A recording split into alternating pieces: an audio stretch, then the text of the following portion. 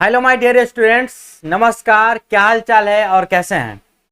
तो my dear students, आज के इस क्लास में मैं आपको हिंदी का अलंकार चैप्टर का जीरो से लेकर हीरो लेवल तक का तैयारी करवा दूंगा। इसके बाद आपको अलंकार कहीं से पढ़ने का जरूरत नहीं है, सीधे आप प्रैक्टिस पे आएंगे। प्रैक्टिस करने के लिए मैं सिर्फ और सिर्फ अलंकार चैप्टर से ऑब्जेक्टिव क्वेश्चन अपने टेलीग्राम चैनल रवीन की पाठशाला पे डाल दूंगा। वहां से आप बना करके उसमें आंसर भी रहेगा, चेक कर लीजिएगा। 100 में 100 आप सही मारेंगे। ये जो अलंकार चैप्टर है वो सारे एग्जाम में पूछे जाते हैं जहां पे हिंदी से प्रश्न आता है। हिंदी के अगर प्रश्न आ रहा है किसी एग्जाम में और अलंकार से प्रश्न न पूछा जाए, ऐसा हो ही नहीं सकता है। तो ये जो क्लास मैं करा रहा हूँ ये सभी एग्जाम के लिए महत्वपूर्ण है जिसमें हिंदी पूछे जाते हैं, लेकिन मैं खास तौर पे टारगेट कर रहा हूँ बिहार सिविल कोड पियोन के लिए। तो अलंकार का जो मैं नोट्स बनाया हूँ जिससे मैं आपको समझाऊंगा, सिखाऊंगा, पढ़ाऊंगा, वो नोट्स मैं डिजिटली टाइप नहीं किया हूँ क्योंकि मेरे पास ऐसा कोई टाइपराइटर नहीं है जिससे कि मैं टाइप करवा सकूं। तो मैं खुद से ही टूटी फूटी हैंडराइटिंग में इसका नोट्स बना लिया हूँ ताकि आपको समझने में बेहतर हो। और यहाँ पे हम लिखेंगे तो ज़्यादा वक्त लगेगा तो वीडियो लंबा हो जाएगा। इससे बेटर है कि हमें समझाना है और कुछ जो लिखने वाला बात है मैं लिखूंगा भी, हमें समझाना है और क्या क्या समझाना है ये सभी मैं लिख करके लाया हूँ ताकि कम समय में आप बेहतर प्रदर्शन कर सके पढ़ के। अब देखिए डियर, अलंकार के बारे में कुछ बेसिक बातें पहले जान लेते हैं, ठीक ना। उसके बाद फिर ट्रिक के तरफ भी चलेंगे। तो अलंकार जो शब्द है इसका अर्थ क्या होता है? यदि पूछा जाए आपसे कि अलंकार तो आप पढ़ लिए, इसका अर्थ बताइए, तो आप बोलिएगा कि अलंकार का अर्थ होता है आभूषण। ये आभूषण का मतलब होता है डियर गहना, जेवर, ठीक है। अलंकार का यदि संधि विच्छेद करे तो अलम प्लस कार, ये होता है इसका संधि विच्छेद। ये जो अलम है, आपसे अगर एग्जाम में कभी पूछा जाए कि अलंकार में कौन सा उपसर्ग है, तो बोलिए कि अलंकार में अलम उपसर्ग है, ठीक है ना। ये उपसर्ग हुआ, ठीक है। परिभाषा के बारे में यदि बात करें तो काव्य की शोभा बढ़ाने वाले तत्वों को अलंकार कहते हैं। अब कंफ्यूजन यहाँ क्रिएट होगा कि सर ये काव्य क्या होता है। अब जस्ट आगे पढ़ेंगे, हम आपको बता देंगे काव्य क्या होता है। घबराइए बिल्कुल नहीं, शांति तरीका से क्लास को कीजिए, सब समझ में आएगा। एक बार क्लास को कीजिए एकदम नॉर्मल स्पीड पे, और दोबारा इस क्लास को एक बार और यदि आप 1.5 गुना स्पीड पे कर लेते हैं ना कम से कम, तो इतना बढ़िया तैयारी हो जाएगा ना, आंख बंद करके नींद में ही बता सकते हैं कि इस काव्य में कौन सा अलंकार आता है। अब देखिए इसके बारे में कुछ फैक्ट्स। आचार्य रामचंद्र शुक्ल ने अलंकार को काव्य की आत्मा बताया है। आचार्य रामचंद्र शुक्ल ने अलंकार को काव्य की आत्मा बताया है। यदि आपसे एग्जाम में पूछा जाए कि काव्य की आत्मा किस, अलंकार को काव्य की आत्मा किसने बताया है, आपको आंसर देना पड़ेगा डियर रामचंद्र शुक्ल। ये इसका फैक्ट्स है, ठीक है ना। अब आगे चलते हैं अलंकार के भेद के तरफ, ठीक है। अलंकार के जो भेद होता है डियर वो मुख्य रूप से 2 होता है। पढ़ना 2 के बारे में है, इससे ही आपका एग्जाम निकल जाएगा। लेकिन ये दोनों को मिलाकर के एक उभय अलंकार भी होता है। पहला अलंकार शब्द अलंकार, दूसरा अलंकार अर्थालंकार और तीसरा उभय अलंकार। ये किसने बोला? आचार्य भोज ने उभय अलंकार को तीसरा भेद माना है, लेकिन एग्जाम में यही दोनों से प्रश्न आएगा। अब चलते हैं कि शब्द अलंकार और अर्थालंकार क्या होता है, इसको कैसे याद करना है, इसके कितने भेद होते हैं, ठीक ना। सभी चीज आप जानेंगे, ध्यान से देखिए। देखिए पहले पढ़ेंगे डियर शब्द अलंकार। अब ये शब्द अलंकार का परिभाषा जानना कोई बड़ी बात नहीं है, जानेंगे तब पर भी ठीक है, नहीं जानेंगे तब पर भी ठीक है। तो मैं इस नोट्स में उतना ही चीज को लिखा हूं जिससे कि आपको समझने में कोई दिक्कत ना हो और एग्जाम में सभी का सभी प्रश्न बन जाए। अगर ज्यादा लिख दूंगा तो फिर बुक और नोट्स में कोई फर्क ही नहीं रह जाएगा। तो शब्द अलंकार का परिभाषा आपको जानने का जरूरत नहीं है। शब्द अलंकार का कितने भेद होते हैं? तो डियर शब्द अलंकार के मुख्य रूप से 5 भेद होते हैं।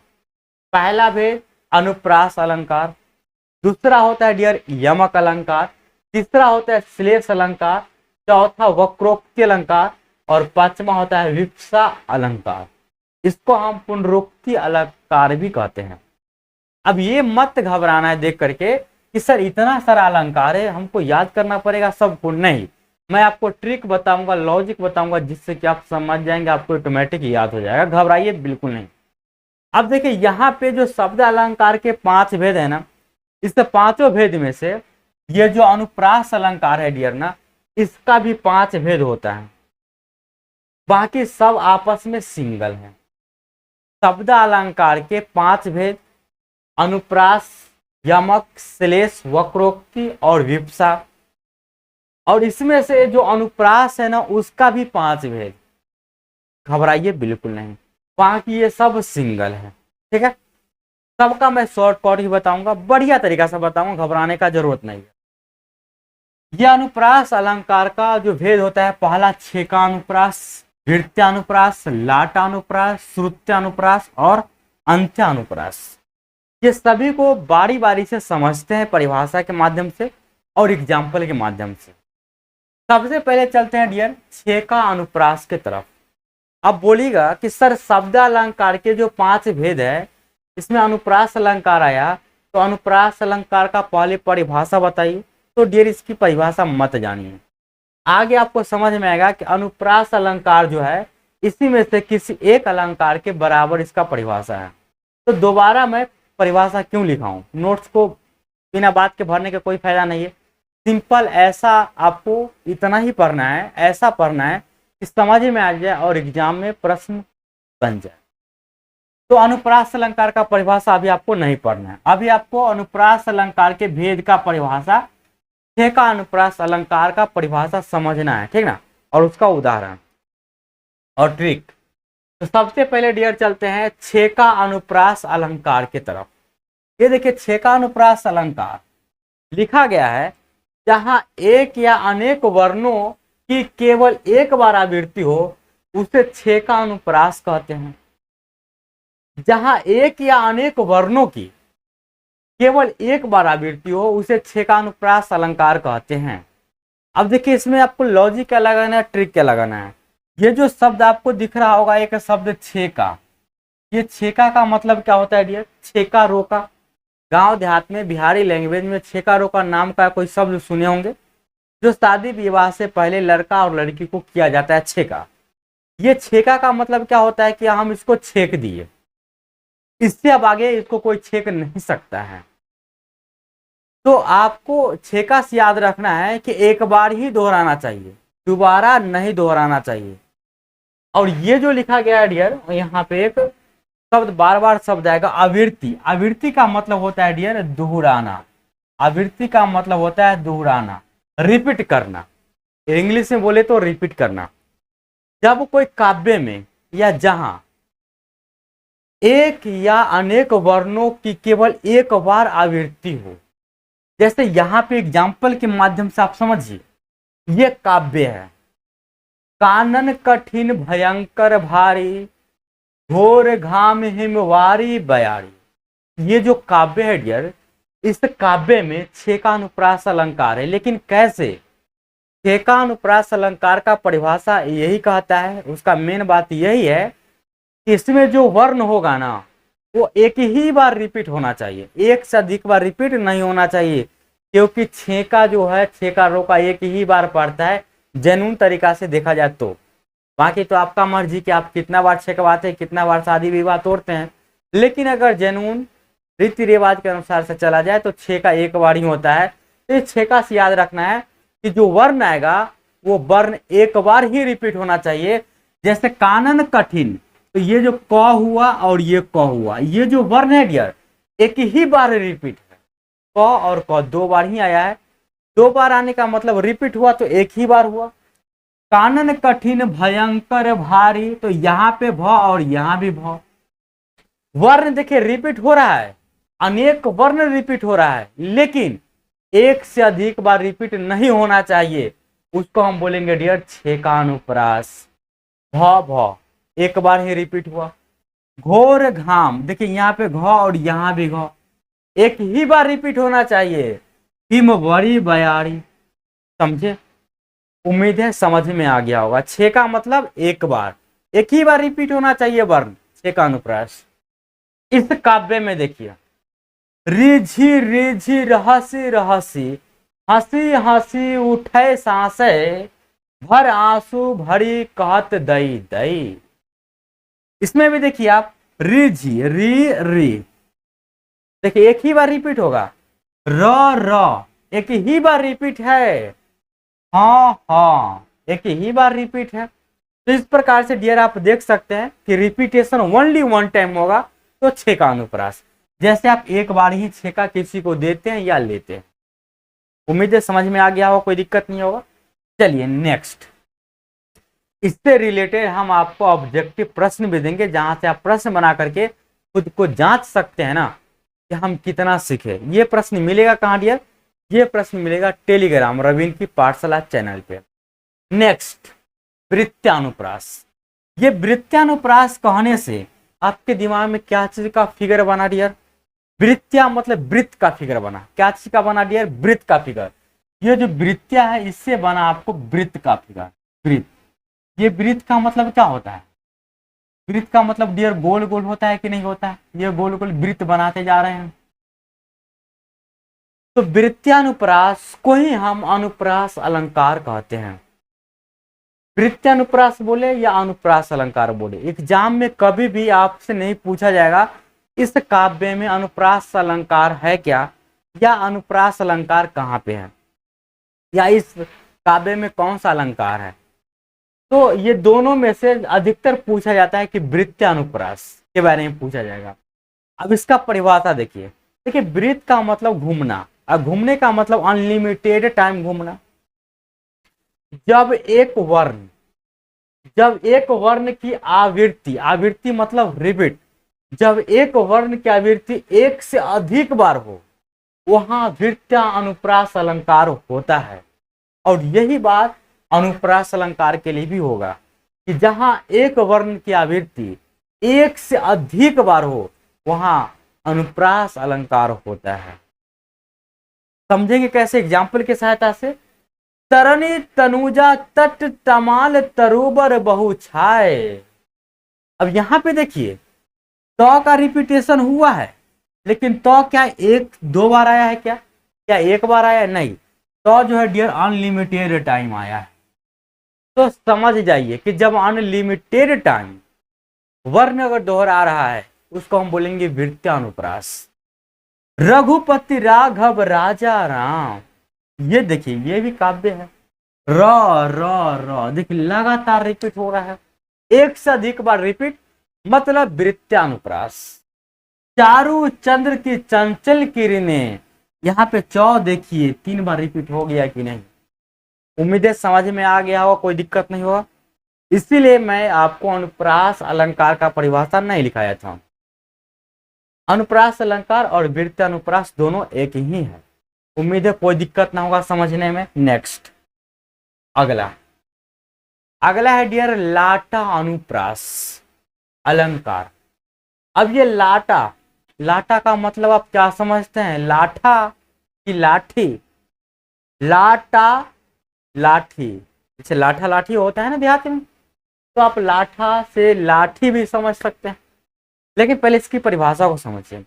जब एक शब्द या वाक्य खंड, जब एक शब्द या वाक्य का एक खंड की आवृत्ति उसी अर्थ में हो वहां लाटा अनुप्रास अलंकार होता है। मतलब आवृत्ति का मतलब रिपीट होना। जैसे पूत सपूत तो क्यों धन संचय, पूत कपूत तो क्यों धन संचय। यार यहाँ पे जो रिपीट हुआ है, यहाँ पे तो क्यों धन संचय, ये पूरा का पूरा वाक्य का एक खंड है। वाक्य यहां से यहां तक वाक्य है, उसी का एक ये भाग है, यानी कि खंड है। ये पूरे खंड रिपीट कर रहा है। लेकिन जब एक शब्द या वाक्य की खंड आवृत्ति उसी अर्थ में हो, मतलब ये रिपीट तो करेगा वाक्य या वाक्य के खंड या शब्द, लेकिन इसका अर्थ नहीं बदलना चाहिए। उसको हम बोलेंगे डियर लाटा अनुप्रास। अब देखिए लाटा अनुप्रास का मीनिंग समझिए। पूत सपूत, तो क्यों धन संचय, मतलब कि पूत अगर सपूत है, सुधरल है, तो आपको उसके लिए धन संजोने का, संचय करने का जरूरत नहीं है, वो धन बना लेगा। पूत अगर सपूत है उसके लिए धन मत जुटाइए, उसके परिवेश पे खर्चा कीजिए, वो धन जुटा लेगा आगे।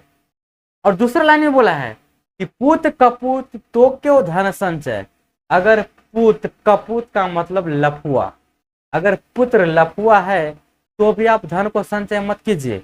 आप कितनों बना करके जाइएगा और आपका पुत्र लफुआ है वो सारा धन लुटा देगा, सारा धन ठगवा लेगा, इसीलिए उसके परिवारिक पे ही खर्चा कीजिए, मेरा कहना है। तो पूत कपूत तो क्यों धन संचय, यहाँ भी और यहाँ भी दोनों का अर्थ सेम है। तो क्यों धन संचय, धन को क्यों संचय करे, क्यों जमा करे, तो क्यों धन संचय क्यों जमा करे, दोनों जगह अर्थ समान है। तो इसको हम बोलेंगे डियर लाटा अनुप्रास। शब्द या वाक्य खंड का मीनिंग सेम हो उसको हम बोलेंगे लाटा अनुप्रास। दूसरा, आदमी हूं, आदमी से प्यार करता हूं, आदमी हूं, मैं खुद के बारे में बोल रहा हूं कि मैं आदमी हूं, अर्थ तो आदमी का ही है, और आदमी से ही प्यार करता हूं, तो यहां भी आदमी का अर्थ आदमी है। और यहाँ पे जो है एक शब्द रिपीट किया है, यहाँ पे एक शब्द रिपीट किया है, और यहाँ पे वाक्य का एक खंड रिपीट किया है। उम्मीद है बात समझ में आ गया होगा। वाक्य या शब्द जब रिपीट करे और उसका मीनिंग नहीं बदले तो डियर उसको हम बोलेंगे लाटा अनुप्रास। समझे, कहने का मतलब कि हम कितनों लाठी खा लेंगे, ये लाटा का मतलब लाठी समझिए, ये लाटा का मतलब डियर लाठी समझिए।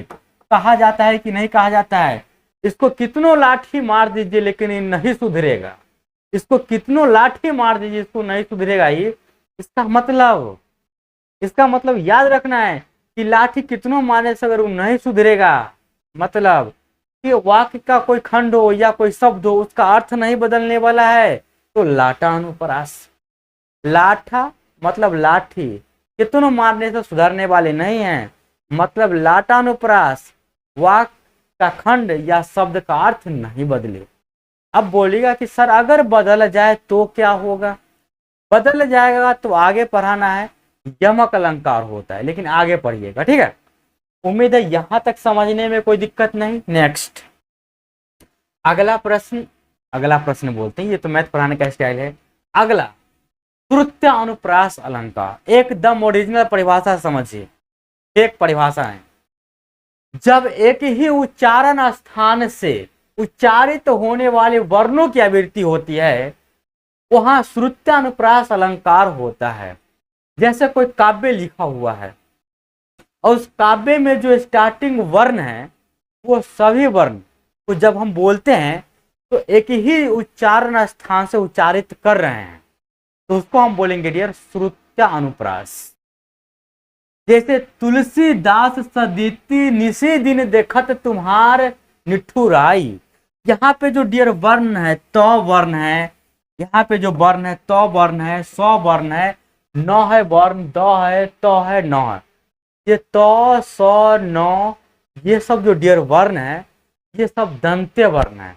आप बोलिएगा ना तो दांत और तालु सट रहा है, तो के बाद सौ तालु सट रहा है, नौ तालु सट रहा है, ये सबका सबका उच्चारण स्थान सेम है। जब सबका उच्चारण स्थान सेम है, उच्चारित होने वाला वर्णों की आवृत्ति होती है, तो उसको हम क्या बोलते हैं डियर, श्रुत्यानुप्रास। उम्मीद है समझ में आ गया होगा, कोई दिक्कत नहीं होगा। यहाँ पे देखिए रिपीट क्या हुआ है, तो और ये यहाँ पे तू और तू, यानी कि तो और तो यहाँ पे रिपीट हुआ है। ता दिन दान दिनह धन धरनी, अब देखिए यहाँ पे आपको बोले ना कि तो थ द ध न स ये सब दंत्य वर्ण है जो एक ही जगह से उच्चारित किया जाता है। ता द ये सब तो एक ही जगह से उच्चारित हो रहा है, तो जब एक ही जगह से उच्चारित हो तो उसको हम बोलेंगे डियर श्रुत्यानुप्रास। और कोई कोई सर ये भी बोलेंगे कि जो सुनने में अनुप्रास लगे उसको हम बोलते हैं श्रुत्यानुप्रास।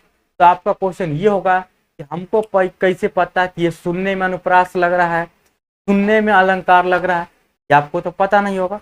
तो इसी प्रकार से डियर आपको याद रखना है कि कि जब एक ही उच्चारण स्थान से अगर कोई काव्य में वर्ण आ रहा है तो समझ जाइए कि वह श्रुत्यानुप्रास का उदाहरण है।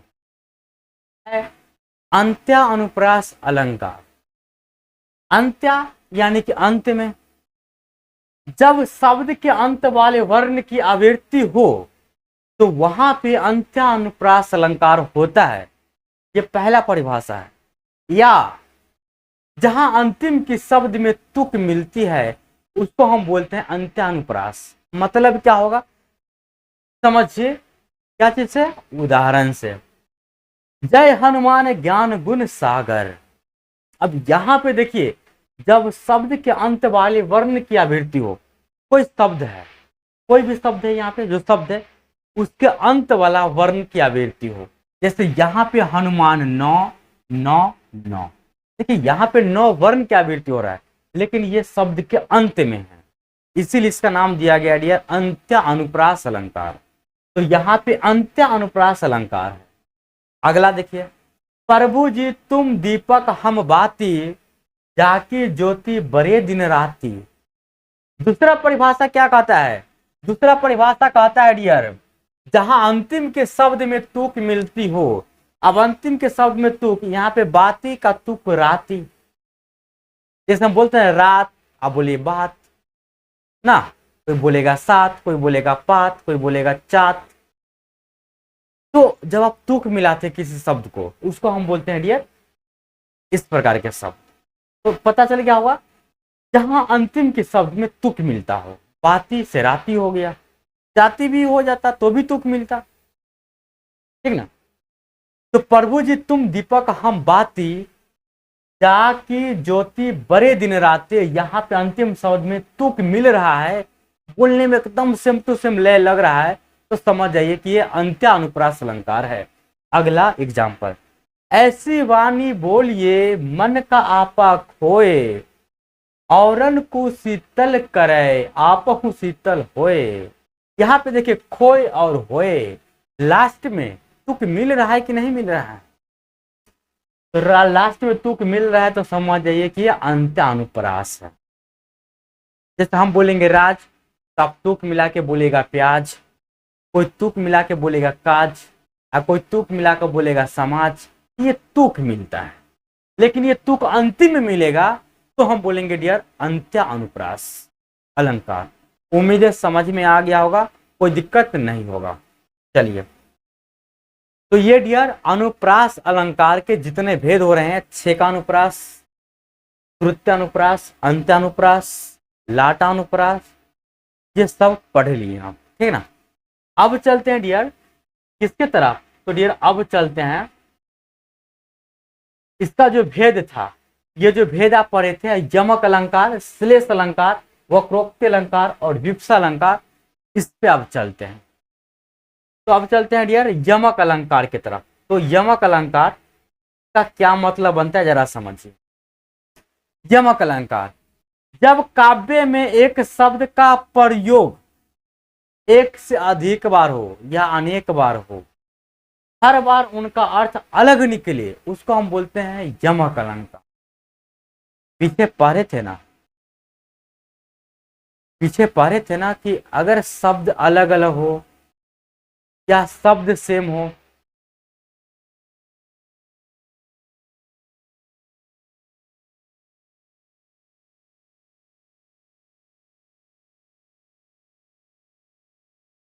आप देखिए डियर यमक अलंकार, यमक अलंकार का परिभाषा क्या कहता है, जब काव्य में एक शब्द का प्रयोग एक से अधिक बार हो और हर बार उनका अर्थ अलग अलग निकले, वहां यमक अलंकार होता है।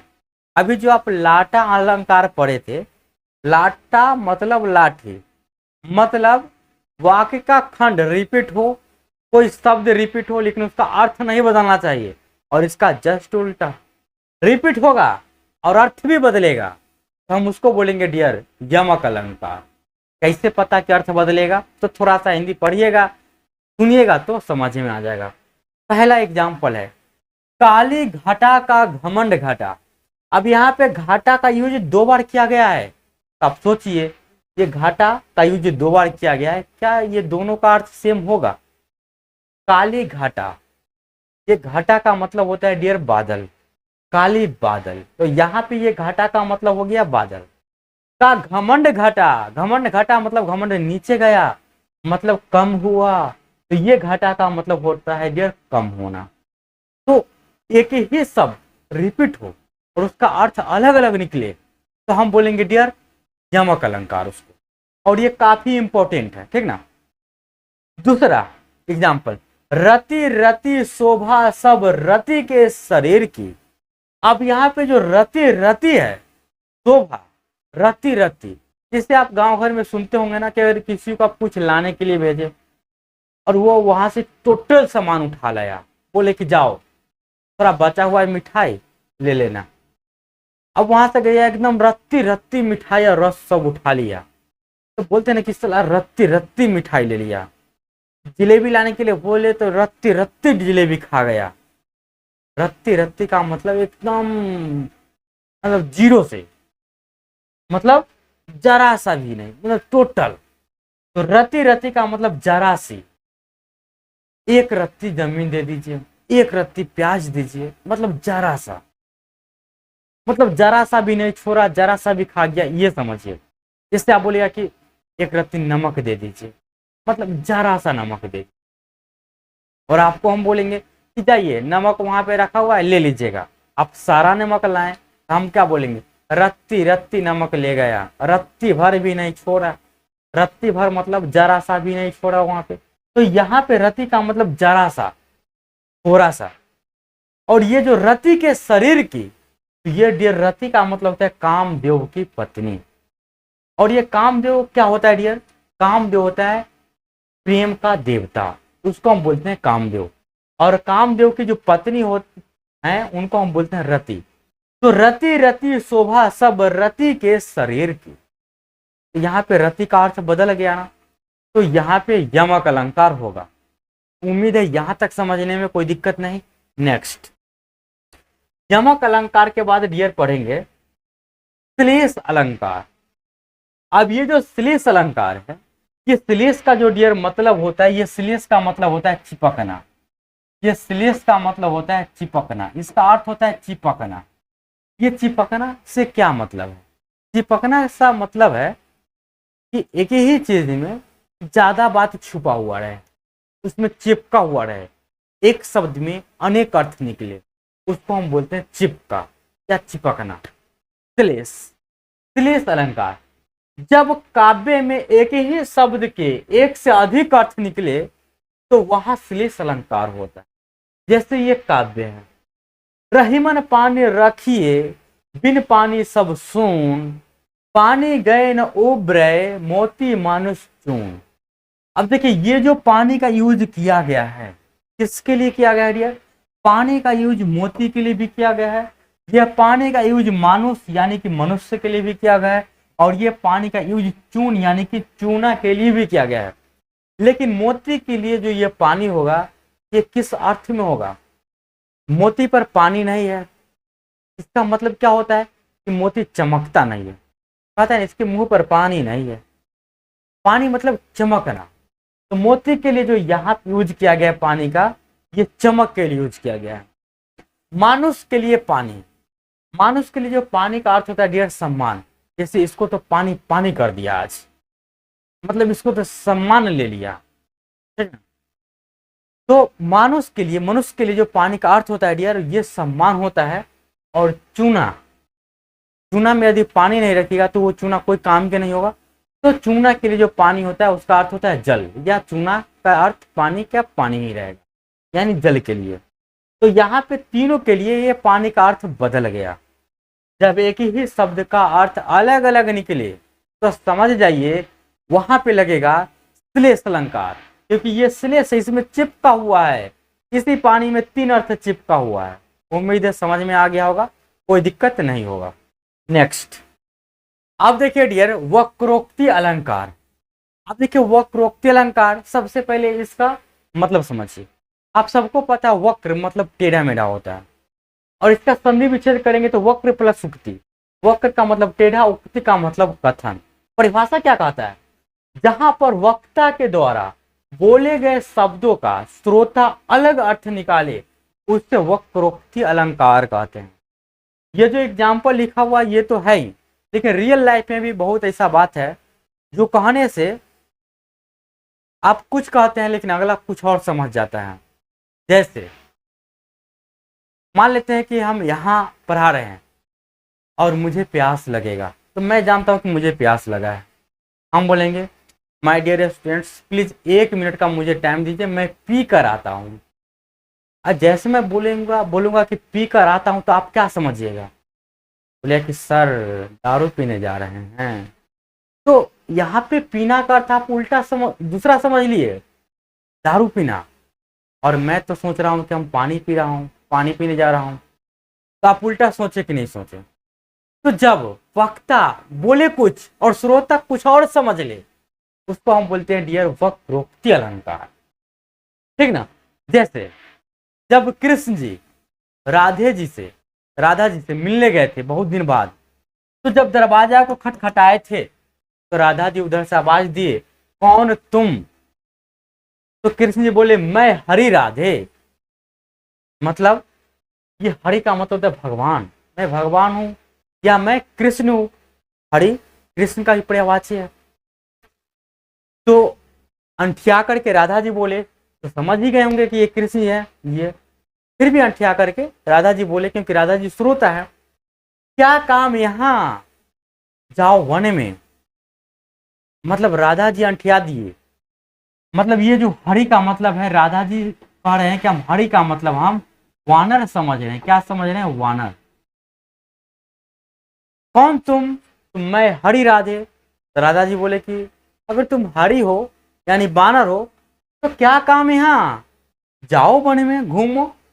तो श्रोता ने हरि का भगवान या नाम समझकर, नाम न समझकर वानर समझ लिया, उल्टा समझ लिया। जब उल्टा समझ लिया तो वो वक्रोक्ति अलंकार। फिर जब बात नहीं समझे तो फिर दूसरे शब्दों में बोले, फिर खटखटाए दरवाजा, फिर बोले राधे जी कौन तुम? ये बोले मैं घनश्याम। तो बरसों कित जाए। अब ये घनश्याम कृष्ण जी का पर्यायवाची है, मैंने क्लियर नहीं बोल रहे हैं। तो बोले मैं घनश्याम। घनश्याम का मतलब राधे जी क्या समझे? बादल। जब तुम बादल हो तो बरसों कित जाए, कहीं जाके बरसो। श्रोता ने यहाँ पे घनश्याम का श्री कृष्ण या नाम न समझकर बादल समझ लिया। मतलब कहिए कुछ और अगला समझ लेगा कुछ और, तो समझिए वहां पे वक्रोक्ति अलंकार है, ठीक है ना। तो हम जा रहे हैं पीने, आप समझ जाए कि सर दारू पीने जा, भले ही आप कितने रिस्पेक्ट करते होंगे लेकिन एक तरह 1 मिनट के लिए आपके दिमाग में आएगा कि पीने का मतलब दारू पीना होता है, ठीक ना। नेक्स्ट, अगला और लास्ट, विप्सा या पुनरुक्ति अलंकार। विप्सा या पुनरुक्ति अलंकार परिभाषा क्या कहता है? जब कोई शब्द 2 बार दोहराया जाता है, जब कोई शब्द 2 बार दोहराया जाता है वहां पे पुनरुक्ति अलंकार होता है। आप परिभाषा तो समझ गए, पढ़ लिए। माध्यम क्या है इसको समझने का? ये उदाहरण, मधुर मधुर मेरे दीपक जल। यहां पे देखिए शब्द जो है 2 बार दोहराया है और इसका अर्थ भी समान है यहाँ पे, और बीच में डैश का चिन्ह लगा हुआ है। तो समझ जाइए कि यहाँ पे पुनरुक्ति या विप्सा अलंकार है।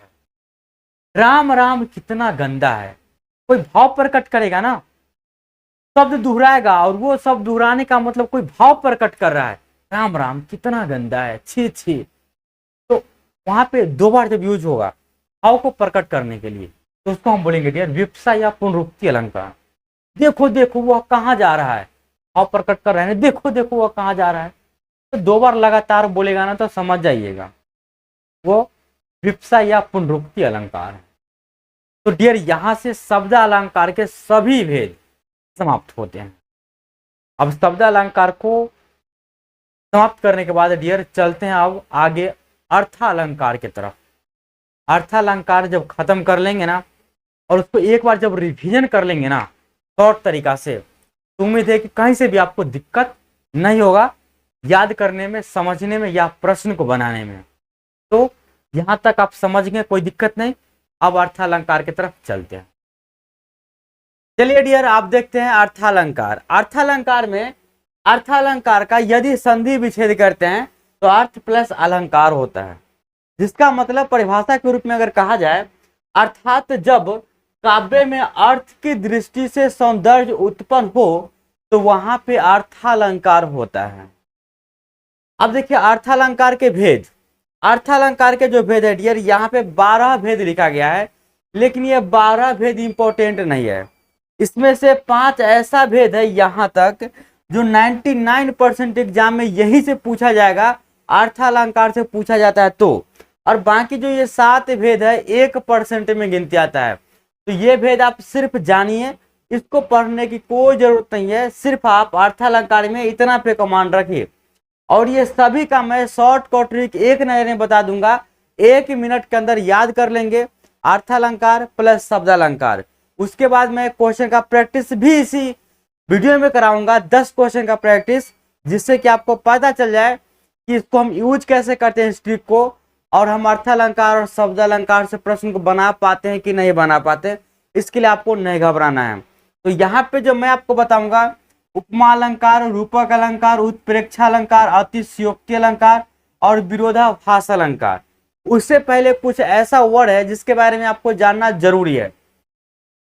जैसा कि आपको जानना पड़ेगा कि उपमेय क्या है, उपमान क्या है, वाचक शब्द क्या है, साधारण धर्म क्या है।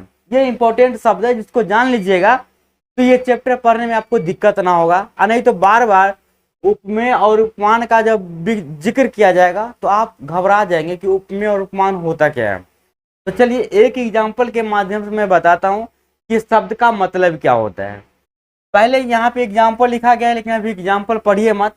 उपमेय जिसकी तुलना की जाए, उपमेय जिसकी तुलना की जाए, उपमान बोले तो जिससे तुलना की जाए, और साधारण धर्म बोले तो जो दोनों में, उपमेय और उपमान में समान रूप से हो या जिस गुण के कारण तुलना की जाए।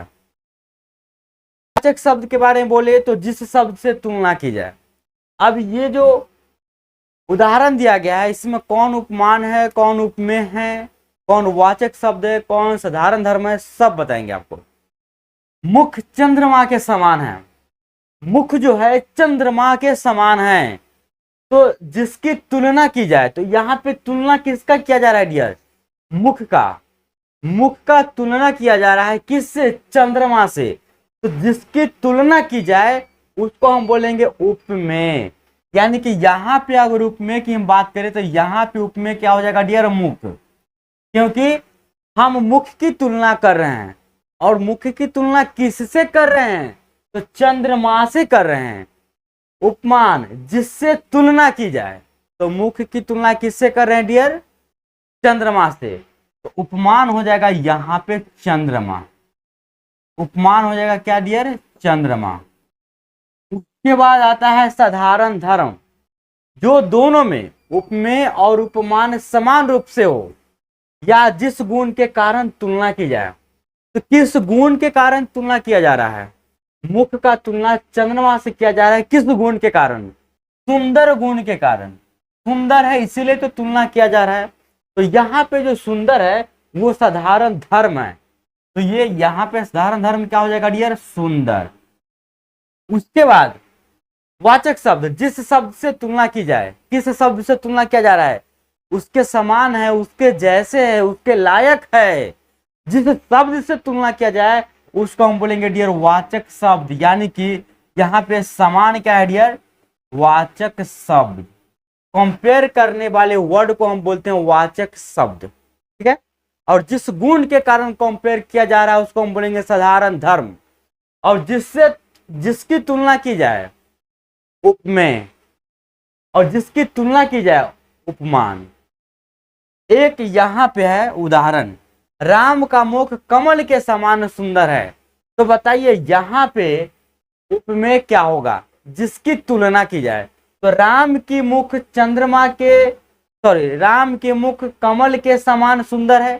तो यहाँ पे किसकी तुलना की जा रही है? राम के मुख की। तो राम का जो मुख है ये क्या हो जाएगा डियर, उपमेय हो जाएगा। और जिससे तुलना की जाए तो यहाँ किससे तुलना हो रहा है, राम के मुख का कमल से तुलना हो रहा है, तो ये जो कमल है डियर ये हो जाएगा उपमान। और साधारण धर्म, जिस गुण के कारण तुलना किया जा रहा है, यहाँ गुण है इसका सुंदर, तो ये हो जाएगा डियर धर्म बोलिए या साधारण धर्म बोलिए, ठीक है। और जो बच गया ये समान, ये कंपेयर करने वाला शब्द है, तो इसको हम बोलेंगे डियर वाचक शब्द। उम्मीद है कि ये 4 वर्ड का मतलब आप समझ गए होंगे इस उदाहरण के माध्यम से। चलिए तो अब चलते हैं डियर अलंकार के भेद की तरफ। पहला जो अलंकार है वो अलंकार है उपमा अलंकार। इसका परिभाषा देखिएगा तो लिखा गया है, जहां उपमेय की उपमान से समान गुणधर्म के आधार पर तुलना व्यक्त की जाए वहां उपमा अलंकार होता है। बोलिएगा कि सर ये तो परिभाषा मुझे समझ में नहीं आया। परिभाषा समझ में आए या नहीं आए उससे मतलब नहीं है, एक बार पढ़ लीजिए और इसका ट्रिक पहचान जान लीजिए, ये रहेगा तो वो उपमान अलंकार कहलाएगा, सॉरी उपमा अलंकार। इसका पहचान क्या है, हमेशा तो परिभाषा याद नहीं रहेगा। इसका पहचान है इस अलंकार में सी, सा, सम, समान, सरिस, सदृश, जैसा आदि शब्दों का प्रयोग तुलना करने के लिए या समानता दर्शाने के लिए किया जाता है। तो समझ जाइए कि यहाँ पे उपमा अलंकार है। जहाँ पे कंपेयर करने के लिए समान, सा, सरिस ये सब यूज किया जाएगा, समझ जाइए यहाँ पे उपमा अलंकार है। उदाहरण के तौर पे देखिए यहाँ पे काव्य लिखा गया है, सागर सा गंभीर हृदय हो, गिरी सा ऊंचा हो जिसका मन। अब देखिए सागर सा, यहाँ पे सागर सा, सागर से कंपेयर किया जा रहा है, तो ये सा कंपेयर किया जा रहा है, वाचक शब्द है, तो ये सा देख करके समझ जाइए कि ये क्या है डियर, उपमा अलंकार है। इसमें हरिपद कोमल कमल से, देखिए यहाँ पे से आपसे ज्यादा, मन आपसे हम कंपेयर कर रहे हैं, तो जहां पे से लग जाए वहां पे क्या होगा डियर, उपमा अलंकार होगा। उसका मुख चंद्रमा के समान सुंदर है, समान लग गया तो यहाँ पे उपमा अलंकार हो गया। कल्पना सी अति कोमल, सी लग गया तो ये क्या हो गया डियर, उपमा अलंकार हो गया।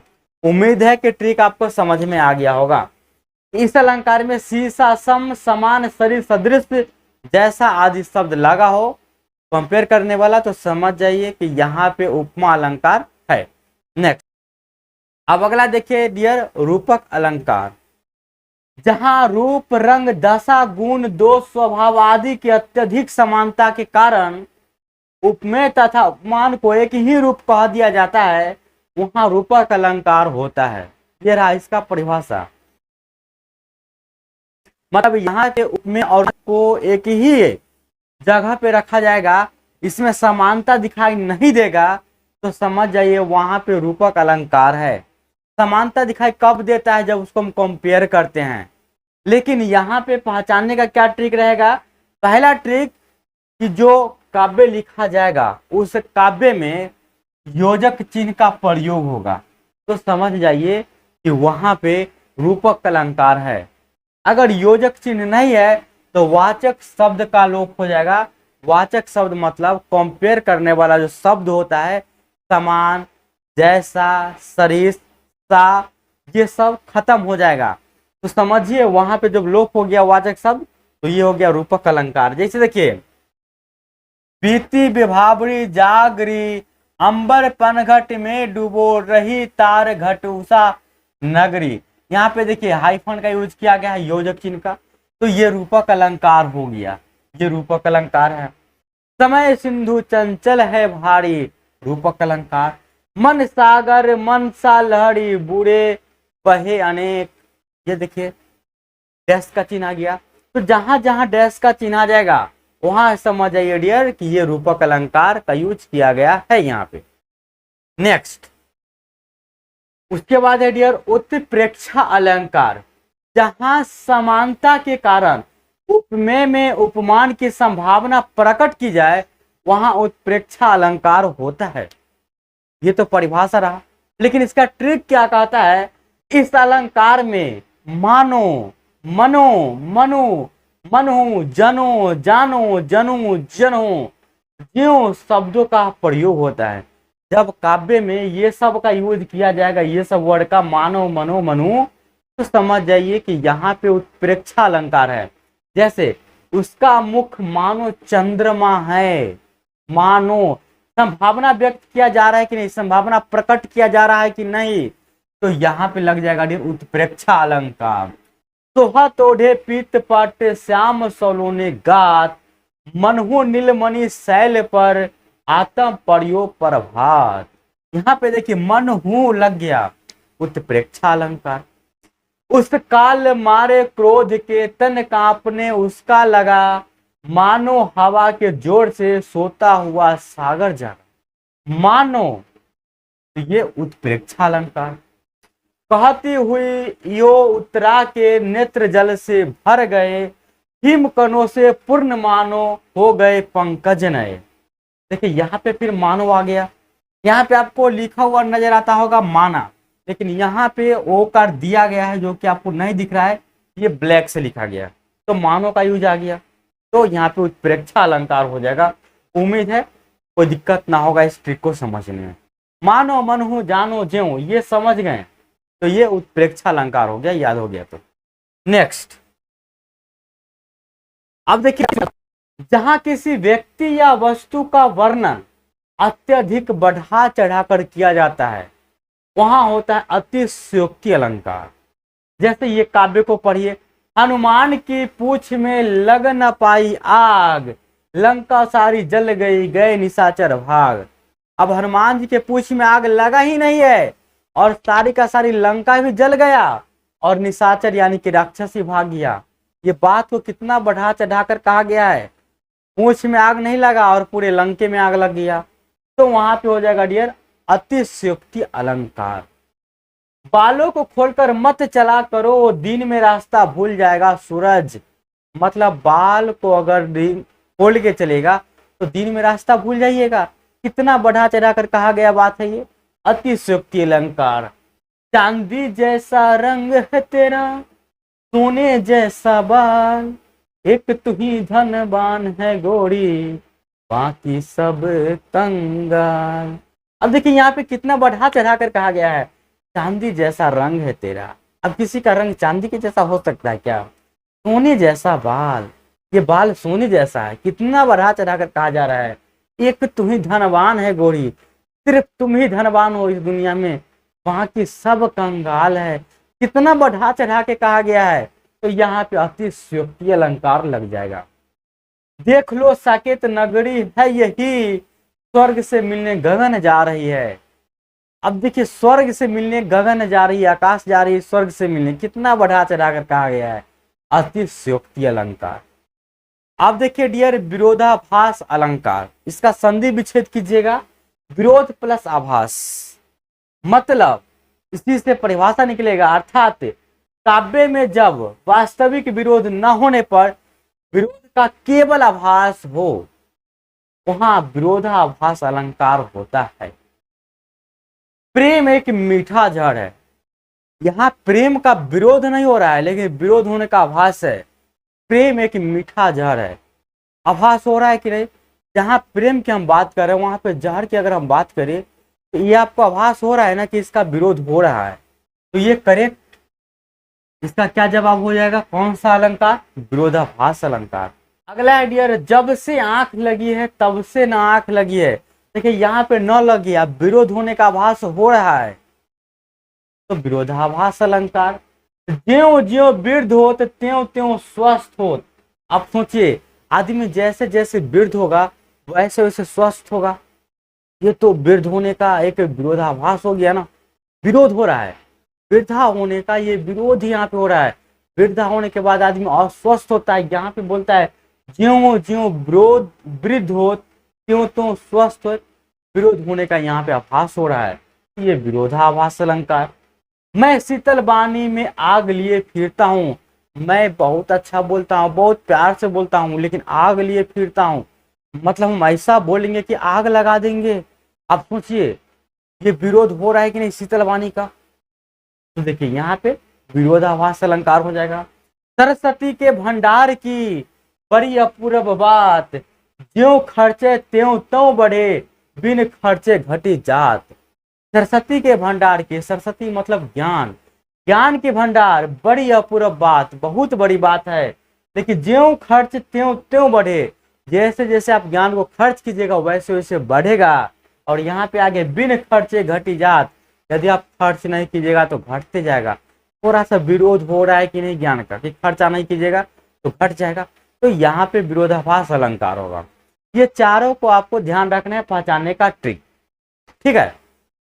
बस अर्थ अलंकार में आप इतना अगर याद रखेंगे तो 99% प्रश्न को आप हल करके आएंगे, बाकी याद करने का जरूरत नहीं है। अब कहिएगा कि सर ये सभी का एक शॉर्ट ट्रिक बता दीजिए एक नजर में, और उसके बाद प्रैक्टिस करवा दीजिए, वो भी लेकर आए हैं, घबराइए नहीं। अब एक नजर में सभी को, जितना भी आप पढ़े हैं, शब्द अलंकार पढ़े चाहे आप अर्थ अलंकार पढ़े, सभी को एक नजर में रिपीट कर लीजिए, ठीक है। स्टार्ट किए थे शब्द अलंकार, तो हमें शब्द अलंकार में अनुप्रास अलंकार, यमक अलंकार ये सब पढ़े थे, और अनुप्रास अलंकार के भेद था छेकानुप्रास। तो स्टार्टिंग छेकानुप्रास से किए थे, तो ये 14 अनुप्रास शब्द अलंकार और अर्थ अलंकार मिला करके आपको एक नजर देखना है, याद करना है। याद क्या कीजिएगा, ट्रिक से यहीं पे याद हो जाएगा आपको, बाकी सब कुछ आप संभाल लेंगे जब आपके सामने प्रश्न आएगा। एक नजर इसको देख लीजिए। छेकानुप्रास से स्टार्ट करते हैं डियर, ज्यादा कुछ नहीं लिखे, उतना ही लिखे जितना आपके काम का चीज हो। छेकानुप्रास, छेका जीवन में छेका कितना बार होता है, अगर उचित तरीका से देखा जाए तो जीवन में छेका एक बार होता है, यानी कि वर्ण की आवृत्ति केवल एक बार हो, उसको हम बोलेंगे छेकानुप्रास। वृत्यानुप्रास या उसी को हम बोलेंगे अनुप्रास, यानी कि वृत्यानुप्रास अलंकार या अनुप्रास अलंकार, ये सभी में अलंकार हम नहीं लिखे, समझिएगा कि सब में अलंकार लिखा गया है, ठीक ना, पेज भरे नहीं है।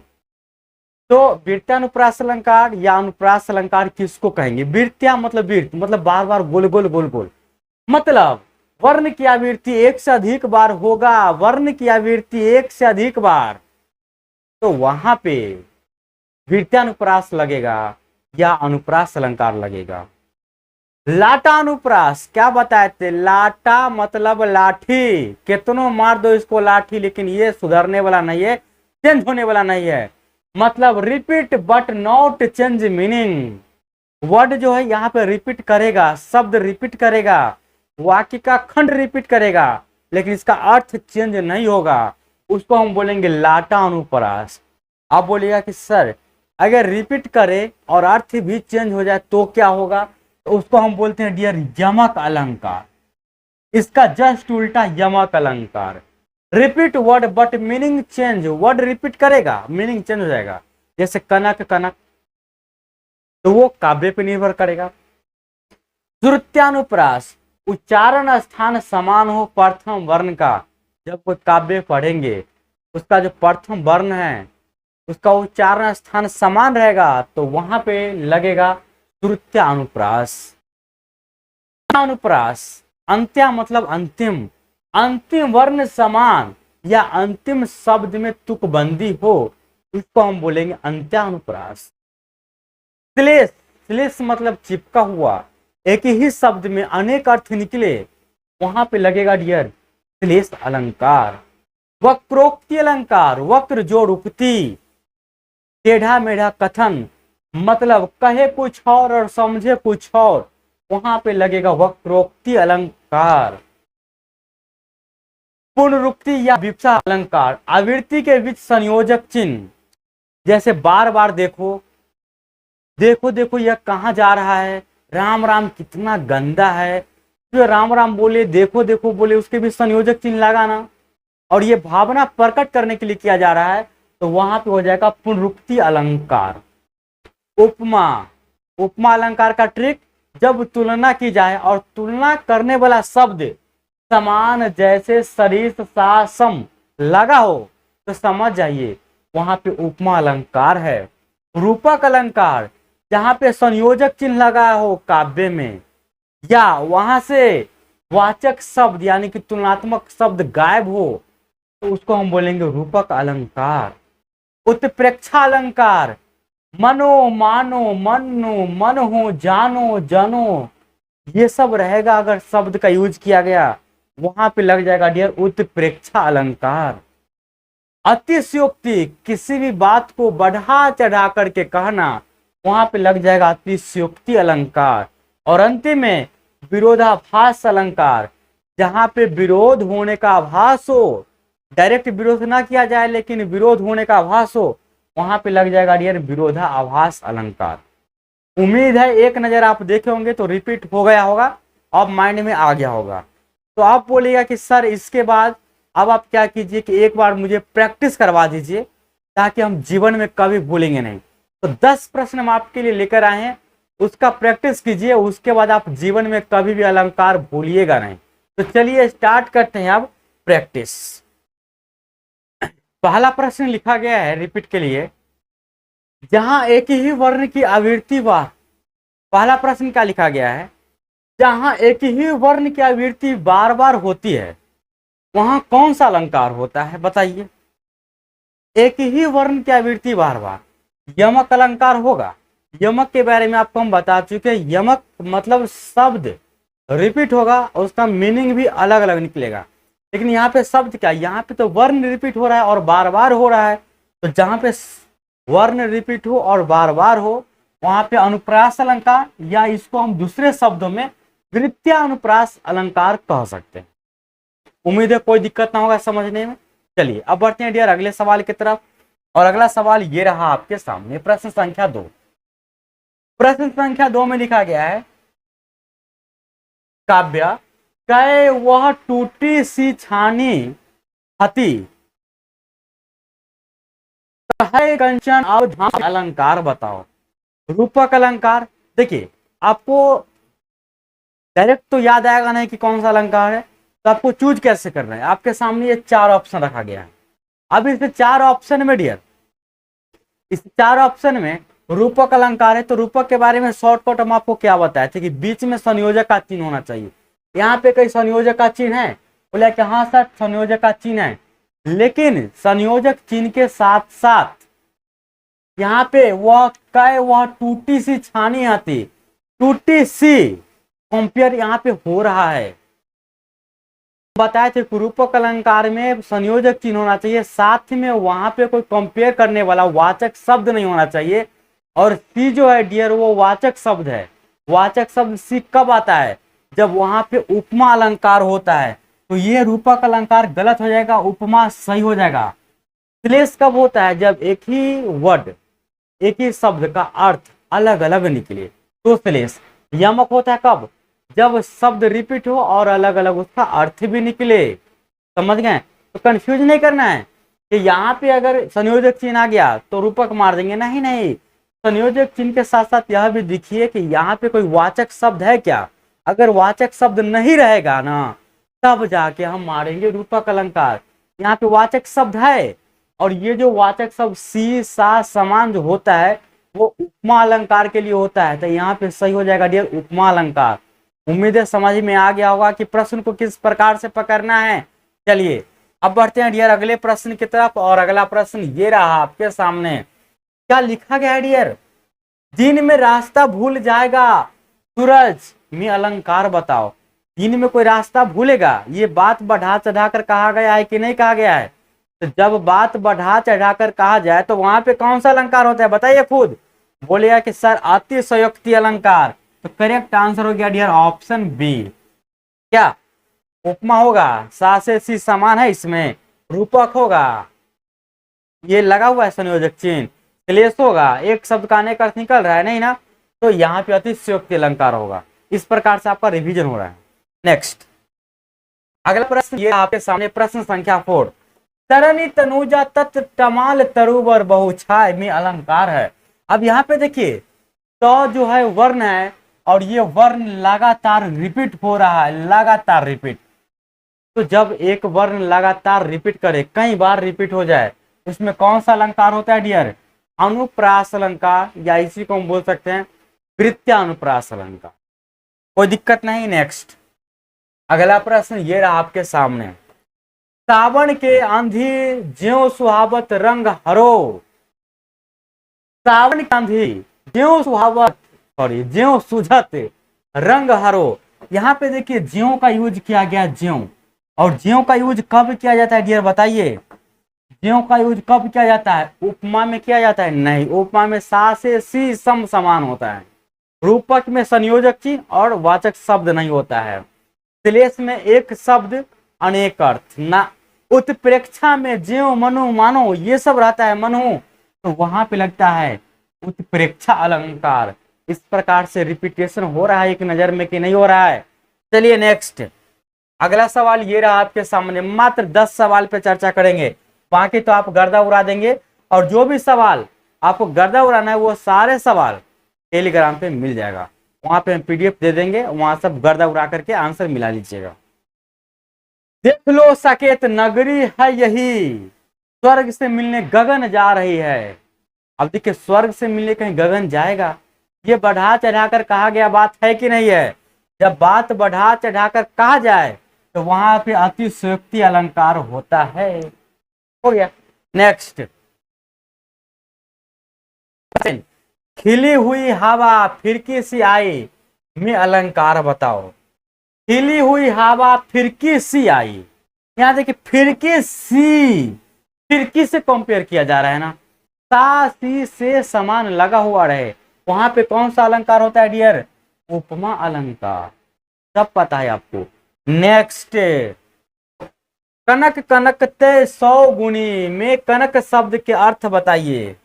तो कनक शब्द का अर्थ धतूरा होता है, सोना होता है, बार बार आप पढ़ के थक चुके होंगे। तो इसका सही आंसर डियर सोना व धतूरा दोनों होता है, तो करेक्ट आंसर डी हो गया। नेक्स्ट, प्रश्न संख्या 9।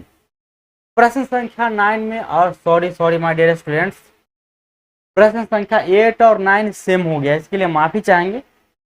प्रश्न संख्या 10 देखिए